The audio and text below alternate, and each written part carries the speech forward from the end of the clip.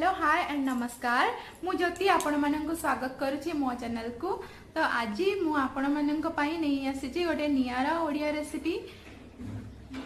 रेसिपीटी जानिबा पूर्व मु समस्त को रिक्वेस्ट करुच्ची कि प्लीज सब्सक्राइब माय चैनल एवं साइड रे थिबा बेल आइकन टी को दबाई दियंतु ता द्वारा मु अपलोड करथिबा समस्त वीडियो रे लेटेस्ट अपडेट आपन को मिली पारिबो। तो रेसिपीटी होची पोई साग बेसर केमिति प्रस्तुत करबा चलंतु जानिबा आगकू।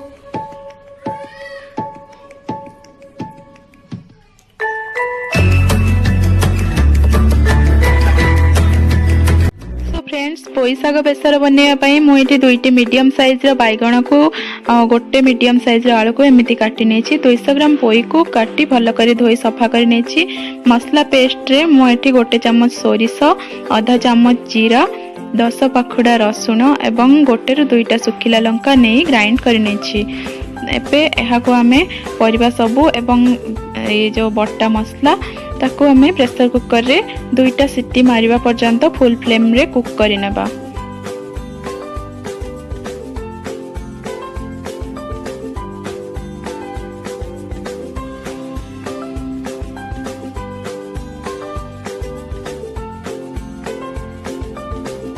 एथिरे मु आवश्यक अनुसार लूण एवं हळदी ऐड करिछि। परिबा क्वांटिटी हिसाब रे मु आधा चामच हळदी गुंड एवं आधा चामच लूण ऐड करिछि।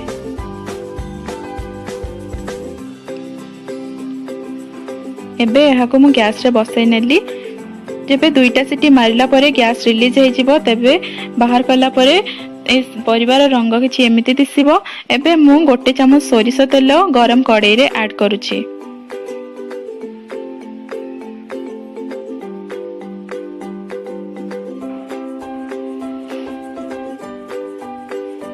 एथिरे किछि फुटण एवं गोटे सुखिला लंका देई फुटै नेबी। फुटण भल से फुटी गला परे बाकी बॉयल होइथिबा परिबा सब को मु एथिरे ऐड कर नेबी। आपण देखि पारुछंती पोई साग हमर पानी बहुत छाडी देछि तो पानी को किछि टाइम फुटै नबा। जदि आपण को ग्रेवी पसंद तबे एमिति आपण रखि परिबे नहेले आपण सुखा भी बनै कि रखि परिबे।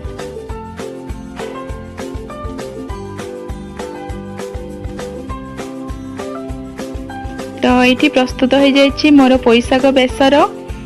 मुझे सर्विंग बाउल को सर्व कर नौछि। तो केमिति लागिला पोई साग बेसर मते कमेंट करके निश्चय भाव में कहिबे। यहाँ को घरे ट्राई करंतु एवं निजर एक्सपीरियंस मध्य मो सहित शेयर करंतु।